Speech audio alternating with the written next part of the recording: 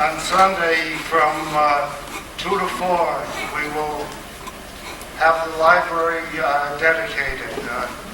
At 2 o'clock, we're going to have a storyteller for children and adults.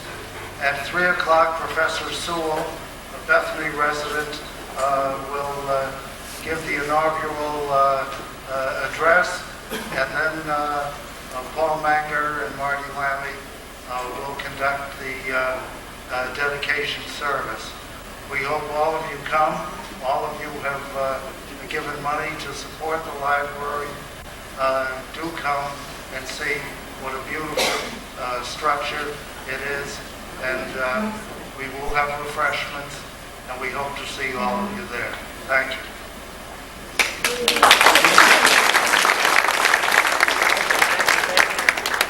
Thank you, Jerry. That's a good one, I think. Okay, on your way in out here, you saw our table, and we have a few new items. The license plate cover, the fountain pens, and membership desk. That's always out there. But some of the photos around can be purchased too. Some of the ones you see. If you see one you like, they can be duplicated, and you can have your own individual copies. Coming up next in October, we have another one of our great meetings. It's going to be on Bethany schools, 2.5 centuries. So it's going to go way back, Rocky Corners. We haven't actually got too many photographs 2.5 centuries ago, but we're going to work on that. Tonight, we're very, very fortunate to have Jonnie Barnet. She's been working on this a long time. How many rolls of film have you gone through now? Now, this should be very interesting, and I'm very proud to present Jonnie Barnet.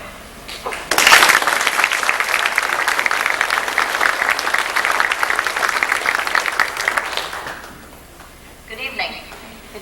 If you get to a point where I'm turning my head and not speaking into the microphone, just call out, because it would be good if you could hear, I would think. I'm also hoping that you can see the slides, and my job is to delay for 20 minutes. No, I think maybe we should start the meeting later in the spring sessions, because there's so much daylight that the slides may be not as good as we would hope. I don't know how I got here, actually. I was caught in a flush of enthusiasm when I went to the dairy barns, the dairy farms in Bethany, and I went up afterward and said, wouldn't it be great if we did one on the Barns of Bethany? And there I was, signed up already. Somehow, I don't know what this affection is, but I have always loved barns. And when I was growing up as a girl in Wisconsin, I lived across the street from the town dairy, and I spent all my time playing in that barn. In fact, that was the first picture that I ever drew. So I've liked barns for a long time, and I think I came upon this idea for the talk at a kind of superficial level. I do a lot of things at a superficial level, but at any rate, I just like them aesthetically. I think they're big, wonderful, honest structures, and they add to our landscape and to our beauty. But as I got into it, I found out more about the structure and the architecture, and it was even more interesting than I had hoped it would be. I wish I knew more. At the end of the talk, I would say I'd be glad to answer any questions. I don't really mean that, because I'm not going to be able to answer any questions, probably. But we have people in the audience who can, and I'm going to feel free to call on them. I'm thinking of some of the long-time residents. We don't say old-time residents, do we? At any rate, we're pretty close to starting. Oh, I know. That means I should have the clicker. Can you excuse me?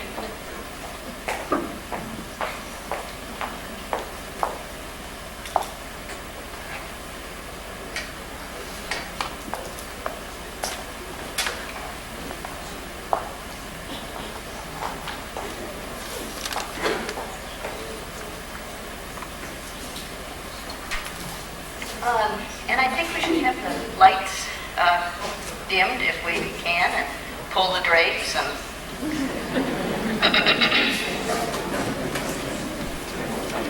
maybe we ought to turn on the machine too.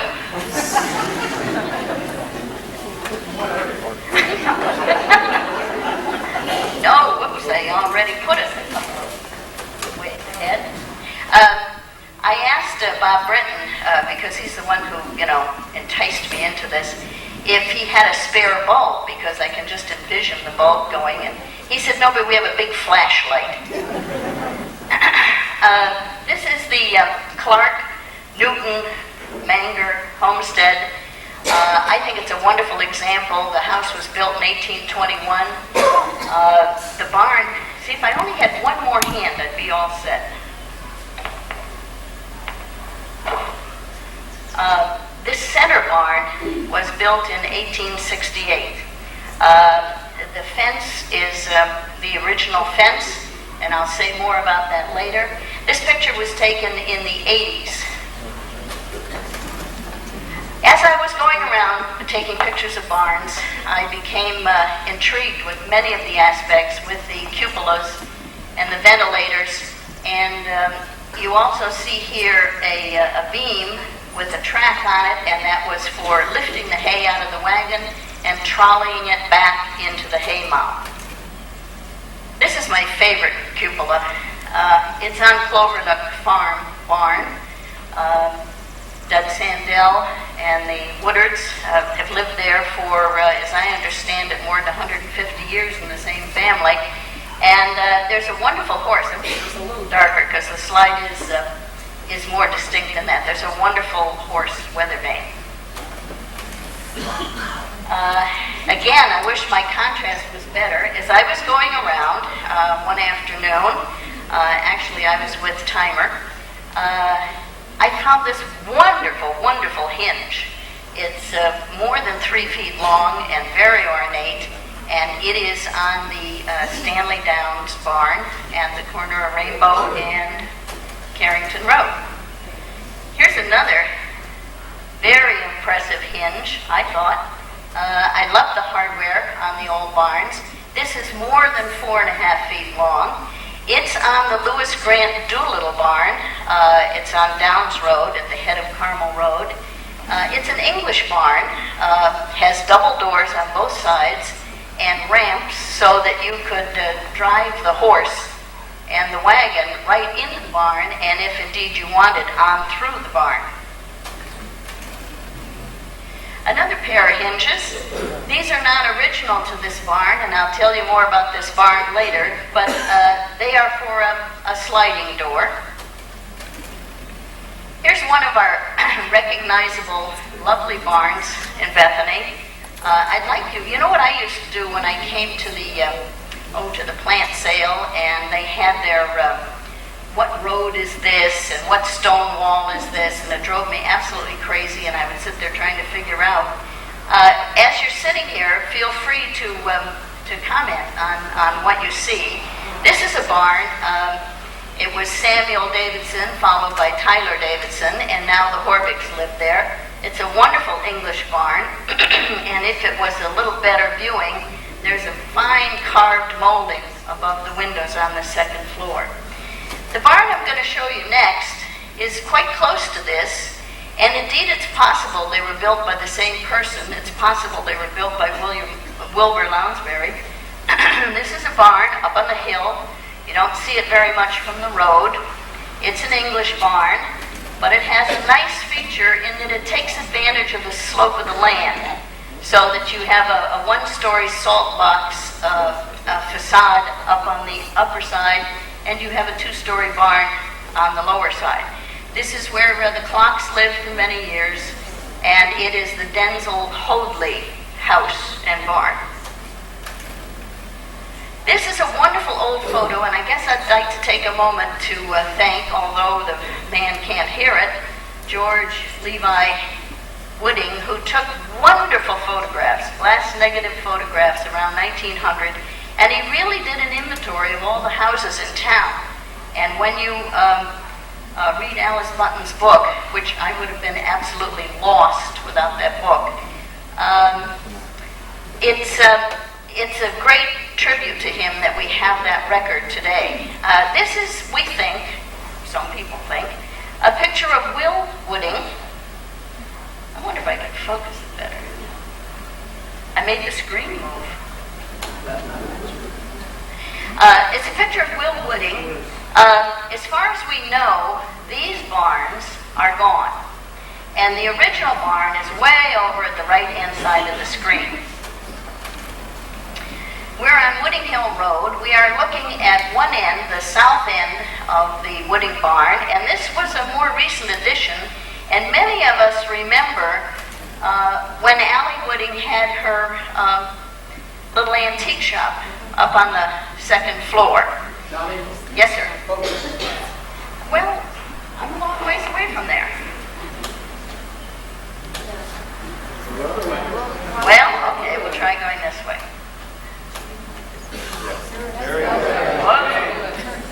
Here, I thought I was going blind. You can see the original barn here with the cupola, and we are now at the north end, and this was a little shed at the north end of the Wooding barn, and indeed the car used to be parked there. And I ask you to think about whether those wooden props are holding the door shut or holding the barn up. I think the title of this talk, at least many times when I started thinking about it, was Time Takes Its Toll. This is the town clerk's office right off Amity Road, and it's where John Hinman had his print shop. And here it is today. And what we discover is that when structures, particularly barns, are not used and are not creating the same kind of function that they did at one time, decay happens pretty rapidly. And indeed, what we've noticed in Bethany a great deal is that the growth seems to take over the property. I have been given to understand that this hillside, all the way down to Sergeant Brook, was open, was cleared land, at least in some people's memory. And again, time takes its toll. We have a wonderful ventilator that is suffering some. Here's an old photo. We can try that. You can believe it's old, you can't see it. Well, I don't know that I'm getting any better. This is the Arthur Doolittle house on Downs Road, and you see the corn and shocks and there are orchard trees down below. The barns are here, and I know this next one is going to be dark because it was dark in better conditions. This is the barn that we just saw, and you will see the beam coming out with the track, the big doors open. There's a team of horses here and a huge wagon of hay, and it's being hoisted up into the hay mound. Here's the same barn in the 1980s. The house was at that time owned by the water company, and school buses are parked alongside of the barn, but you can see that it's suffering some if you look at the roof. And this was a shed that was adjacent to it, just south of it. Louise Doolittle sold the property to the water company I guess in the late 50s, and indeed the water company took the barns down over the course of the years. We laughed one time when Bob Britton and I were planning this talk about how we were going to show barns that were no longer there. We can certainly show you barns that are no longer there when we have a picture of them. This is it was a Clarence Whitlock, it was Clifford Whitlock, excuse me. It was on Litchfield Turnpike. Actually, the base of this silo is in the front yard of Robert Brinton's present house. The house was built in 1917. It burned in 1927, and the barn was taken down 2 years later. Maybe I can do something with this. Well, looks better. If we touch that autofocus, would it focus more on its own? This is the old Dimmenstein farm, and if you'll notice, we're getting a bad report.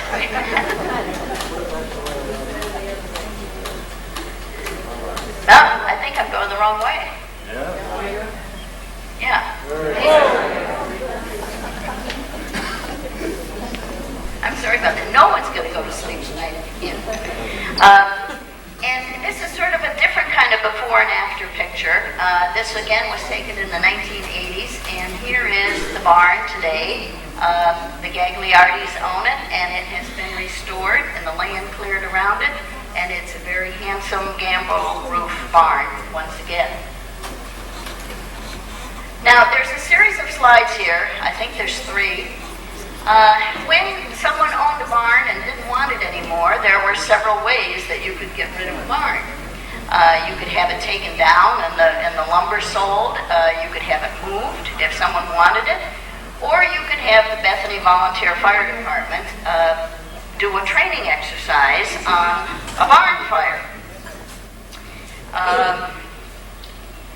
This is a picture taken on Litchfield Turnpike. It was the Jerome Johnson barn. If you look in the background, you see the barn that eventually became the barn studio.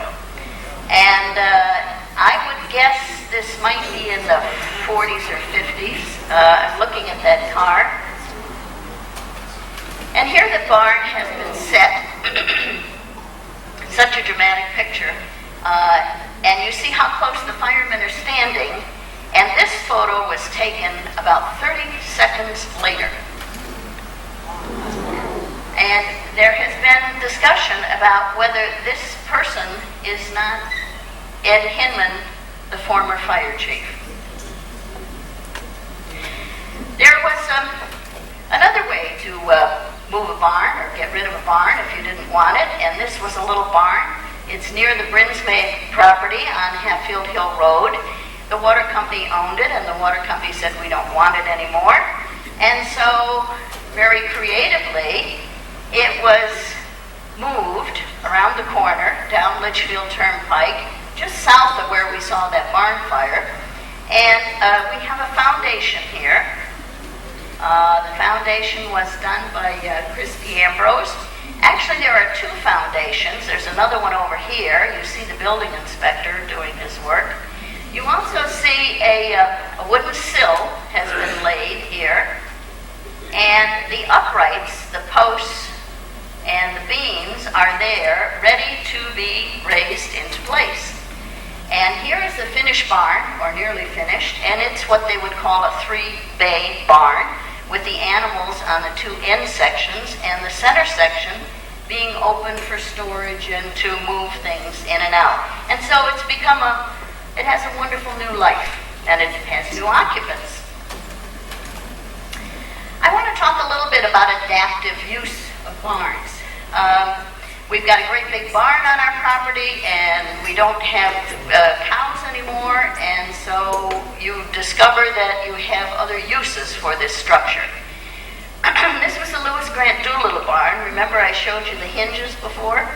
And now the barn, instead of having the haymow up above and the animals down below, the barn is now the workstation for the Madmare Mountain Cooperative Gardening Group. We've got another pretty apparent adaptation here. This is right across the road. This was the horse barn. You see little windows. I'm sorry that the light isn't better, but there are big sliding doors along the road. And this was converted by Mrs. Marsden into living quarters. We have another barn, famous barn. The Wallace Saxton family lived here for 40, 45 years. It was called Hillside Farm. And it was purchased in recent years by Dr. and Mrs. Grusky. And the barn has found another life. Indeed, it is the recreation center. It's near the pool, and it serves their children and their guests, and it is now called Pear Tree Farm. Those of you who've been around a while wonder why there isn't a sign on this little barn. This barn used to have a sign right in the center there that said Amity Star. And indeed, it was a barn that was brought up the hill from Tyler Davidson's and moved to George Vale's property and became a printing center, a printing office. And we know about the adaptive use of these barns. This indeed is a famous Bethany barn. In fact, more people know about that in the Haven than anything else that we have. This is the book barn. And directly across the street from the book barn is another fine barn, a big solid barn. You can see now that it's been converted to garage use, and if you could look closely enough, you would see Mr. Brinton in there, because many things have been donated by the Whitlocks to the Historical Society. And indeed, the first version of the book barn was on the second floor of this barn. This is a gambrel roof barn. It was the Jerome Downs barn called Rojo Farm, and it was converted to an art studio and living quarters. It is now the home of Dr. Fisher. Again, some very creative and fanciful adaptations for barns. This is the Elbert Downs homestead on Downs Road, and there was a series of barns going up the hill, and Gene Klaszewski, who was a master craftsman and artist, redid these barns and gave them a new face. We can't talk about barns without thinking a little bit about dairy barns. And indeed, there were a good many dairies, 4 or 5 or more, operating in Bethany. This is Jackson Brothers Dairy, and if indeed you could read the printing on the side of this truck, it says George and Russ Jackson, Valley View Farm. This is the barn that's right on Amity Road. And I want to show you a picture of, this picture was taken about in 57 or so. I want to show you a picture of the same barn today, and you see what happens when the agricultural use stops. Nature takes over and grows up around the barn. It's not, I do have some iced tea, and I drank some of it before. That was very kind of you. It sounds like I'm a scientist, but okay.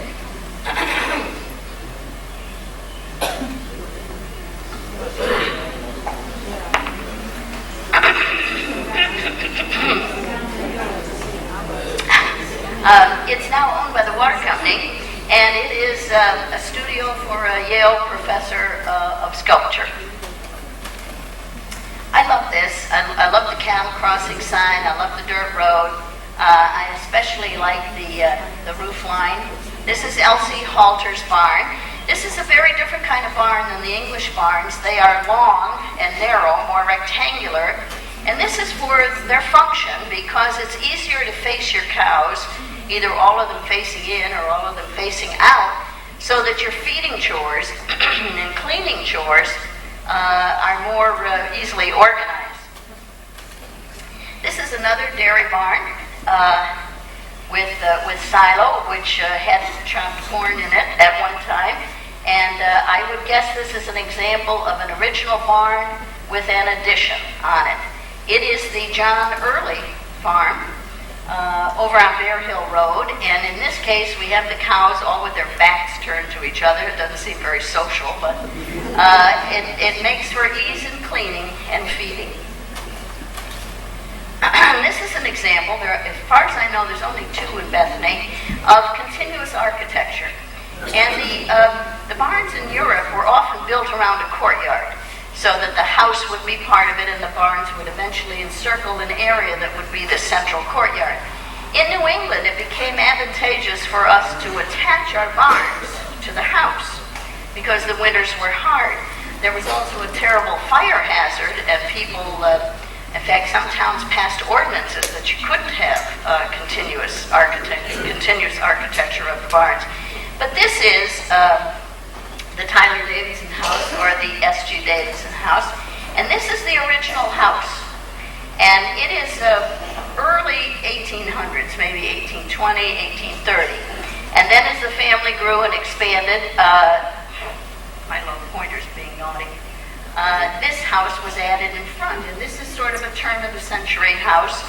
But what I wanted to show you here was this continuous line of woodshed.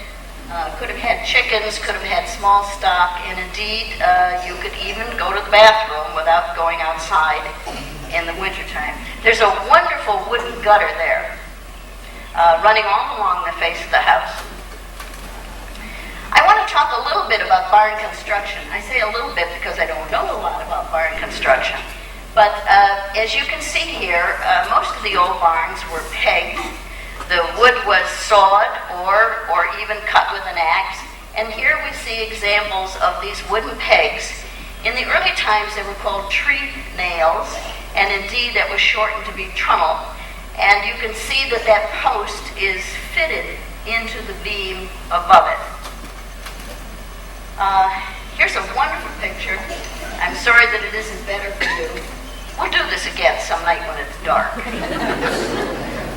We have the wooden barn in its construction phase, and it is believed that the man on the ridgepole is Wilbur Lounsbury, and that the barn is not complete. You can see that the ventilator does not have its shutters, and this is something about what raising a barn, building a barn was like. We are very fortunate. Bob Britton secured a series of slides from Woodbridge. These were taken in 1908, and they represent the raising of a barn. And your homework is to go and find this barn. No, this barn still exists. It is on Amity Road. It is 3 houses north of the Seymour Road, and this barn has become a house. So here we have the process of making a barn. You have a foundation, and you have a sill laid on the foundation, and then your master carpenter or joiner would create the framework of the barn on the ground, all around the barn, conveniently placed so that they could be lifted into place. And here we see men about to begin this task. Now we have the first bent. The framework, one section of a barn is called a bent. And you notice it's already braced on the side. They've nailed something in to help hold it. And you'll see a group of men, neighbors, good fellows, strong folks, and they have pikes. And a pike was a long pole, a very sturdy wood, with a metal pick on the end of it, sometimes with a jog of a pick.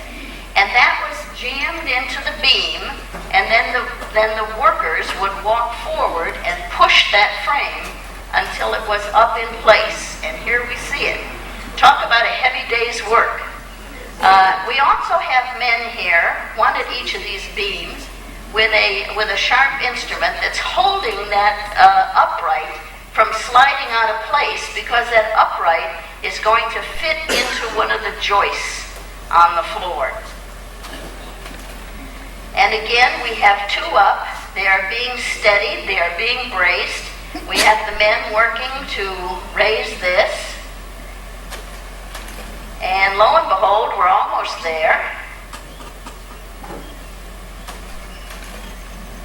And now we have the 4 bents in place.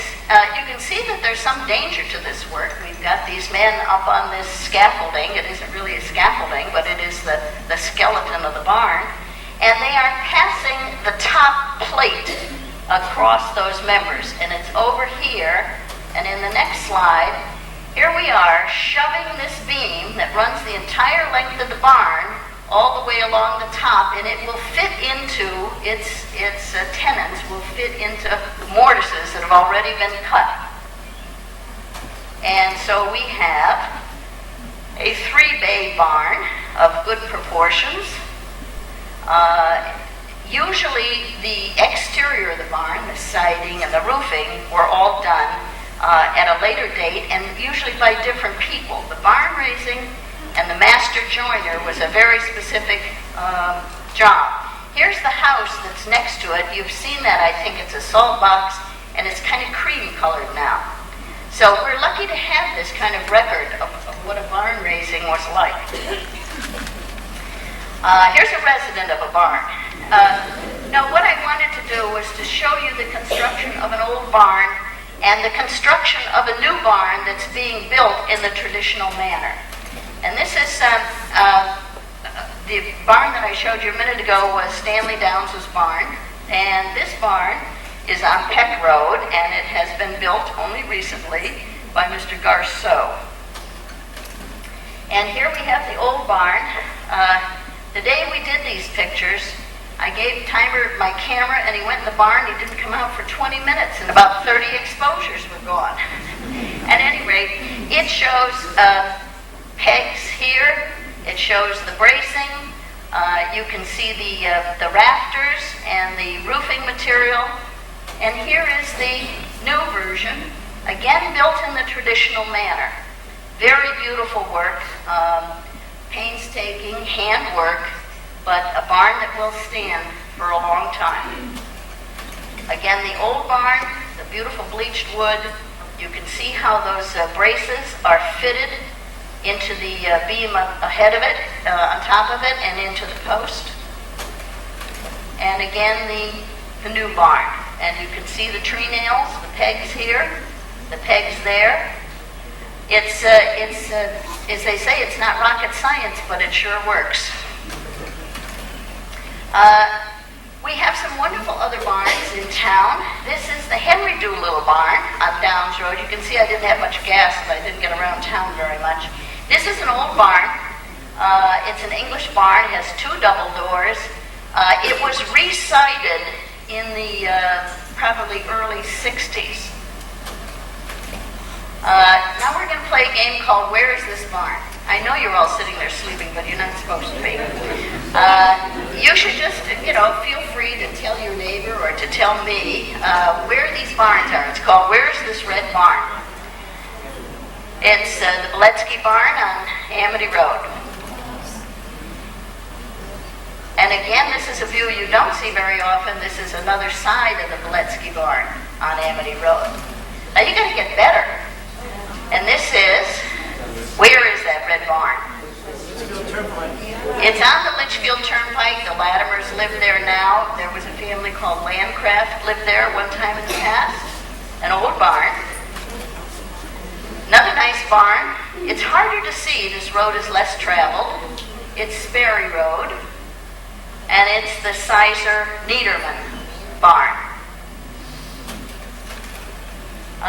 This one is perhaps seen by more of us. It's actually not too far from here.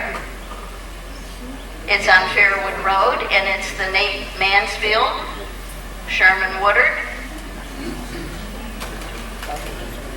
This is one of my very favorites. It's on a dirt road. I guess that's why I love it. Not that I want to live on a dirt road, but I sure love to look at them. It's a very unique barn, an old barn. The house, it actually was called Cranberry Hollow, and it was built in the 1700s. So we're making an assumption. This is one of the problems about dating a barn.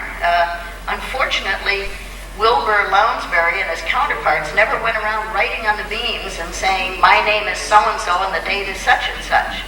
I don't know why, but this barn has a good deal of age on it. Here's another view of it, and you can see the architecture is for getting snow off the roof. The animals live in the lower sections. There's equipment stored on the left-hand side, but again, you've got the big hay doors that open up for lifting hay up into the mound. That's the Eisenman barn on Carrington Road. Come on. It's behind. It's near the Episcopal Church. It's right near the Historical Society. Childs are the present owners. The house has had a myriad of lives. It's been a parsonage. It's been a boys' school. It's been a hotel. This barn is probably about 1860, and you notice there's another little structure out back. Now, this is harder because I got so close to it, but it's easily seen from the road. It is the Horvik barn, once the Davidson barn, but the thing I like about this is I heard a wonderful story, I think by one of the perpetrators actually. And it was that young men in the autumn of the year near Halloween, as an activity, would lift a manure spreader and put it up on the roof of this barn, much to the consternation of the owner. I love this. It's my Christmas card next year, I think. Humiston, Bice, Benedict. It's a beautiful barn. My guess is that the original barn was like this and that these add-ons came at a later time. I call this the Pony Barn. I understand that it also was a blacksmith shop, and it's on Hoadley Road, and it's the Munson Howard property. This is one you may have trouble recognizing because the road is not well traveled. It's a big barn. It seems to be used only for storage of equipment now, but perhaps it had animals in it at one time. It's the Speakman Barn. This is another barn that you see frequently on Falls and Fairwood Road. Sherman Woodard's barn, with an addition on the back, has wonderful beams and pegs in it. And, either my eyesight is going or there's a wind blowing through here. This is on Round Hill Road, and it is the Arthur Russell Barn. Chickens, cows, lots of occupants. More red barns, and we know where they are, don't we? This is not a red barn. This picture was taken in the 1980s. A family called Clarence Stowe had a dairy farm here. Croupian was a previous owner, and it's on Bethmore Road. Nice gambrel roof barn. This is, I was sure I'd found an old barn. You can tell how much I know about barns. I was sure I'd found an old barn, but I was fooled because the house is old. This is on Brooks Road. And the barn, however, is probably in the 50s or so, but a very handsome barn. This is a barn that you see from one of the main roads. It's a gambrel roof barn. We are looking at the good side of the barn. The back end has fallen some. This was Marge Shaw's barn, Creamline Dairy. And I understand that the new owners are hoping to remodel and restore the barn. This is a famous Bethany barn. If you haven't been to a dance there, or a trail ride or a hay ride, you've missed something. There were lots of parties there over the years, and even now there is a fantastic collection of ox yokes. Another gambrel roof barn. This isn't too hard to identify. I mean, if you paint the name all over the roof. What's interesting about this, though, is it was taken in the 50s, and you can see how things have grown up. Another gambrel roof barn, red, with an addition and a big silo. And when you look at the other end of this barn, it has a wonderful big door. And I can just imagine, you see the rope going up there. It'd have to have a pulley as big as a house in order to raise that door. This is the Woodward Sandell farm, and it has a long, and I asked Marion when the barn was built. She said this was done probably in the 20s or 30s. And so since I got that information easily, I said, but when was the horse barn built? Oops. And the answer was, I don't know when the horse barn was built. Now, this is not a barn. Indeed, this is a house. And I thought I ought to have this in so that you would know that houses did go with barns. And indeed, there are 3 people in this room, loyal, faithful folks they are. And we have Helen and Marion and Sherman. Sherman's being particularly good that day. This is the horse barn at Cloverduck Farm.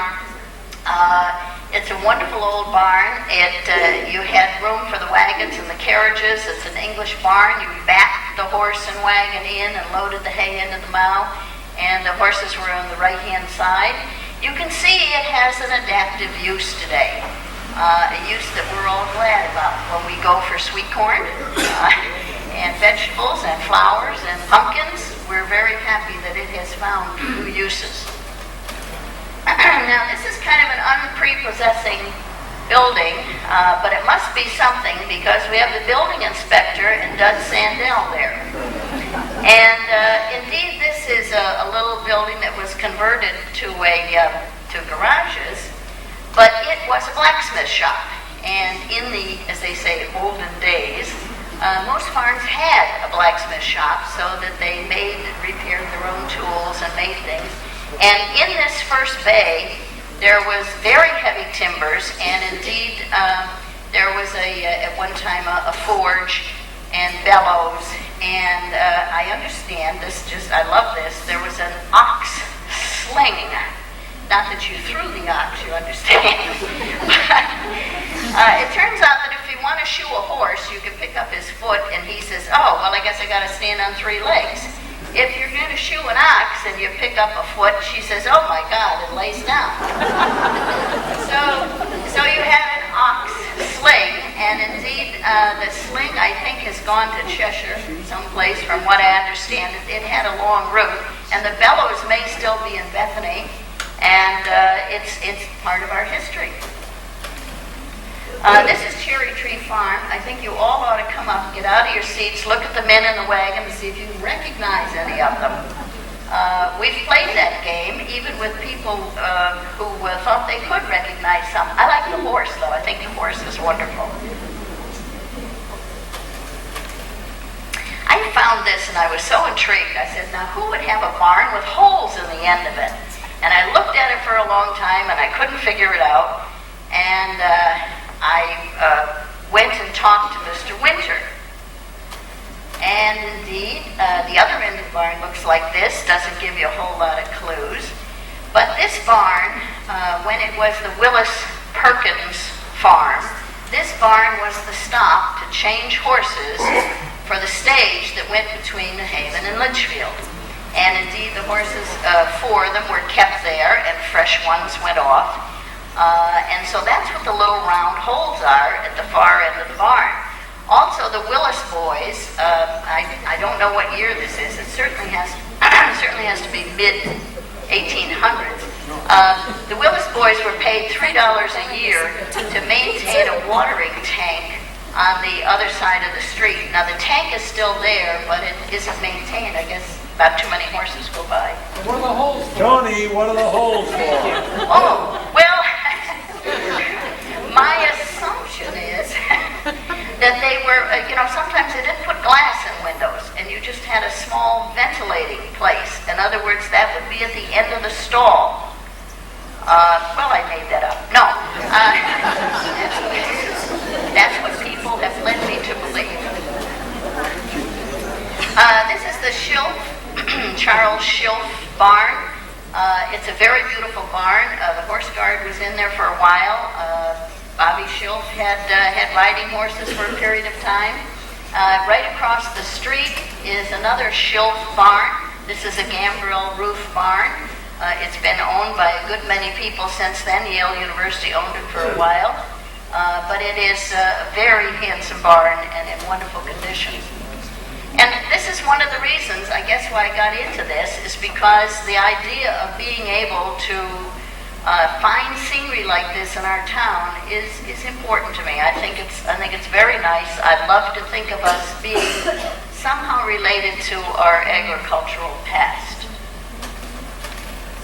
I went down to take a picture of the Chris barn, and I got inside, and I liked the horses so much I took the horses picture.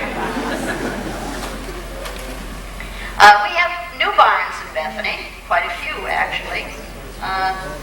This barn is at the corner of Sperry and Hatfield Hill. It's a very beautiful and elaborate barn. It has 2 fancy residents who aren't in the picture, but it's a beautiful barn. This is Somerset Farm, which is part of the former Schilf property, and you see it has a riding ring. We have a good many of them in town. This is Bittersweet Farm. It's so big I couldn't get it all in the picture. There's a lot that goes off to the right there. Very beautiful, big barns, directly designed to accommodate horses and riding. This is another one. This is on Hatfield Hill Road, Leviton, and you can see it's a long, narrow barn in a way, kind of like a cow barn, except these have horse stalls along the center aisle, and a little pond there for fire. There's another barn right close by. Dr. Bukalov has a barn set back from the road. This is on Falls Road. Again, a riding ring and stalls, appropriately on a street called Hunter's Trail. This is not a new barn. This is the Crana barn, and it has been the site of many Western horse riding competitions and exhibitions. This is a barn, almost about as far out of town as you could go. On your way to Naugatuck, on Route 63, you'll see this lovely little gray barn. There's a good deal more to it. Again, I'm going to have to get a panoramic camera, I guess, next time. And this is the Lineweber barn, and it was built in the 70s. This is probably the only barn of this color in town. You know, it's amazing how many red barns and white barns and gray barns there are. This is a beautiful new barn. It's right off Peck Road. You can see that there's a place for carriages, tall doors there for bringing the carriages in. And this belongs to the Funks. Beautiful interior of the barn. When I was going around, I found some other structures. And this was one of them. It's not the Leaning Tower of Pisa. It's a water tank. And I did my best to find out when it was built and how it worked. And I'm still at a loss. And I'm happy for information if someone has it. It's the Calhouns at Sperry and Hatfield Hill Road. Here's another Leaning Tower of Pisa. And indeed, we have a man here, Frank Zyka, who was helping to put up a new silo, and he is one heck of a long ways away from that ladder.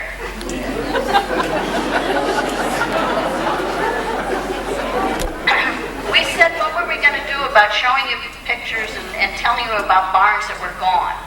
Well, this is here because I thought you would recognize, it's very distinctive, the hedges, and this is the flagpole from the old Downs Road School. And this is a barn that was taken down in the early 50s. And it was Victor Strom's barn on Carmel Road. Here's a little building that had a life of its own one time. This was on Elbert Downs' property, and it was the ice house. And they used to go down Carmel Road to Tilly Pond and cut ice in the wintertime and store it in the ice house. This is another house. It's a very small barn with a specific function. I just took this because I like the tree. It reminded me of the tree in front of Bryn's Mates. This is on the Speakman property, and these are barns down below. We're coming toward the end of this talk. I met someone today who said, gee, I hope you're going to have some fences in the... Well, I hadn't thought about it, but this is a very glorious fence. According to Arnold Peterson, this is probably an 1850 fence, and it was all pegged, and that's probably the reason it required painting about every 20 minutes. There's also a little smokehouse there, a little stone smokehouse. Oh, I'm sorry, that's the Bangor farm. This is my last slide. I know there's going to be thunderous applause. But I took this, and I was so proud of it. Actually, that was about the time when George McDermott was doing his talk on Dury. And I thought that looked so much like a Dury painting. I think I'd like to end by saying that I need to thank the people who own barns in Bethany, because it's a daunting task to keep them up. They're big structures, particularly when they are not performing the same function that they once did. The care and preserving of these barns is a tremendous expenditure. And sometimes it's an expenditure that you don't seem to be getting much back. But what's happening is that we all benefit from the preservation of these structures. I was reading a book, and they referred to barns as the storehouse of time. And indeed, they really do tell us about a day gone by and tell us what life was like at that time. And I think all of us who live in Bethany, whether we're new residents, I don't know what new is, I've only been here 39 years, and that's, I guess, new, or whether you're one of the residents who was here when there's a population of 600, or whether you were a resident who was here when there were one-room schools, or there wasn't electricity, or Amity Road wasn't paved. All of us like to remember our past, and all of us need to do that so that we preserve it for the future. And I want to thank a lot of other people who helped me with this. See, that's the Manger, that's the Clark Newton Manger Barns. Where? Way over on Bethmore Road, almost at the Seymour Road. You see me standing up here, but I'm just an empty shell of a person, and lots of people have helped me with this talk. I couldn't have done it without Alice Button's book. I couldn't have done it without Bob and Will Britton and Janet, who provided refreshments, and the whole Britton family that sat there while we organized these slides. Kay Beck loaned me some books. Timer Downs took me on a tour. Marion Sandell helped me with photos. Izzy Anderson helped me with photos. Some of the photos that are up here are Isabel Anderson's. And Arnold Peterson, who is the best source of information in this town. Thank you very much.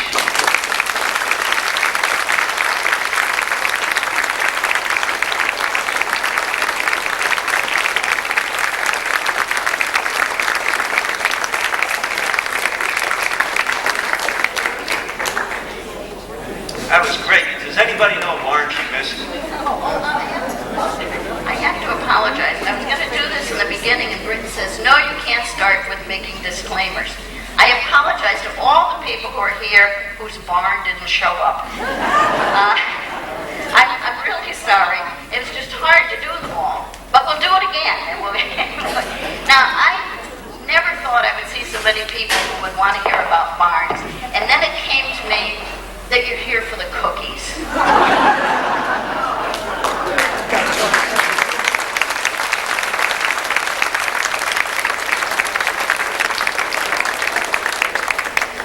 Thank you, Johnny. One thing I'd like to make sure that Marion and Woody make sure Sherm gets to the dedication on Sunday. We want to get another picture. A few of you know what I'm talking about.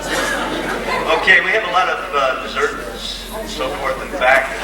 Coffee, iced tea, and don't forget our plates and registrations out front. Fountain pens if you want them. Thanks very much for coming.